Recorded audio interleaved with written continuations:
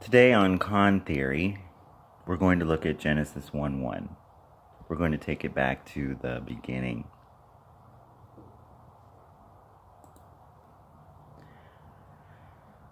When we look at the phrase "in the beginning," we're talking about a phrase, a Bible verse, a setting that's probably the most debated and the most important thought in many fields of study. In the Western world, there is the idea that there is a beginning to the universe, that there is a beginning to the story of mankind. Mankind figures very prominently in the history of the universe, and of course is the subject of history, his story. And then there's the contrasting thought that in the East, there is not a beginning. And of course, that's a very big generalization. Half the world believes the universe started. Half the world believes that the universe has never started and won't actually end. So that's a big thought, and that's a big phrase. But let's zero in a little deeper on in the beginning and what it has meant for people today and for the last 200 years. Before the last 200 years, in the Christian culture, in the beginning meant there's a creator.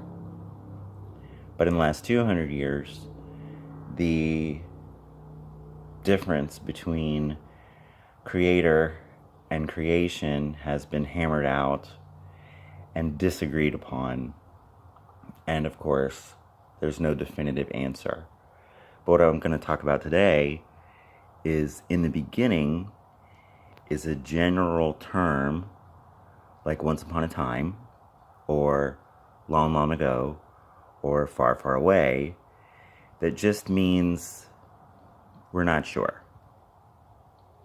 Both Big Bang people, evolutionary thinking people, and theological thinking people in the West start with in the beginning.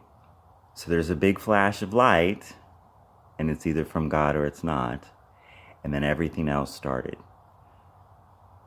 So there are people who don't believe anything about the Bible, they think, but yet their conception of the beginning of the universe is another way of saying, let there be light in the beginning. So I want to talk to you about what J. Vernon McGee says about in the beginning. And for this, I studied his work on Genesis, TTB, through the Bible, ttb.org, through the Bible broadcasting.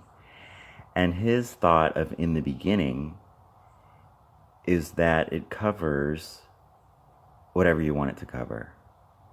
So if people, theoretical physicists, Christian historians, anybody else, want to fit the beginning into their timeline, they can.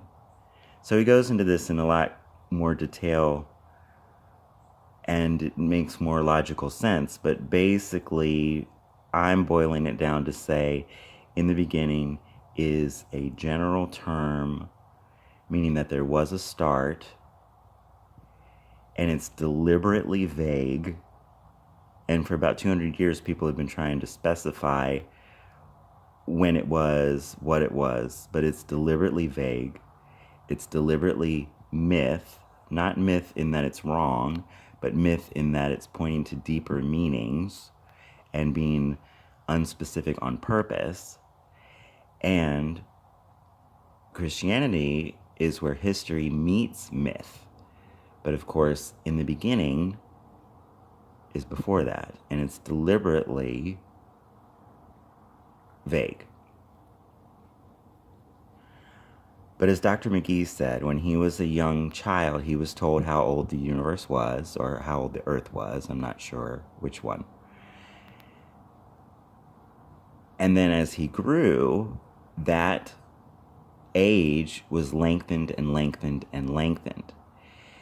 And what I see is that in the consumable programs, in the consumable programming for the masses, it's deliberately vague. They might say millions of years, they might say billions of years. 1,000 years ago, they said thousands of years. But I don't know of a consensus, and I don't think there's an attempt to give the populace a consensus. I think it's deliberately vague, just like Genesis 1:1. Shows like Nova,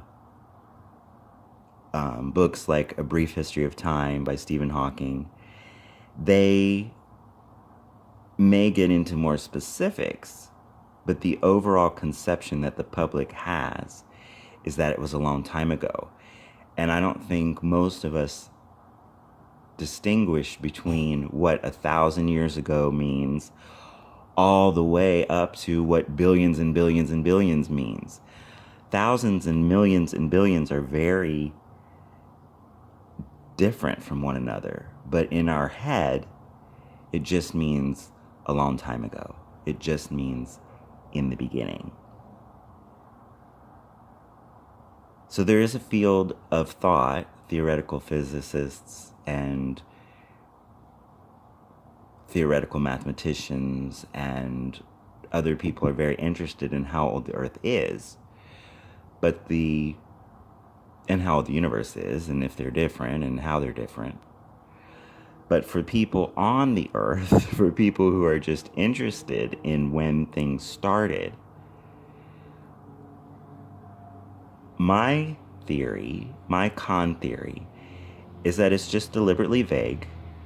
Either they don't know, or they just don't want to tell us, or they don't think we can understand it anyway. And so when you're watching a documentary on the beginning of the world, or the beginning of the universe, or the beginning of time, they can say whatever number they want to say. But they just say a big enough number so that we move on and keep watching the program. So next time on Con Theory, we may go a little bit past the first phrase of Genesis 1 in the beginning, and perhaps talk about the Tohu Vavohu, which would be what happened before the beginning. And that's a big question too. Basically, we have lots of questions, and in the beginning is not going to be answered. But we will continue to explore different theories, and particularly con theories, because we've heard enough of the untruths, and now it's time to look for some truth.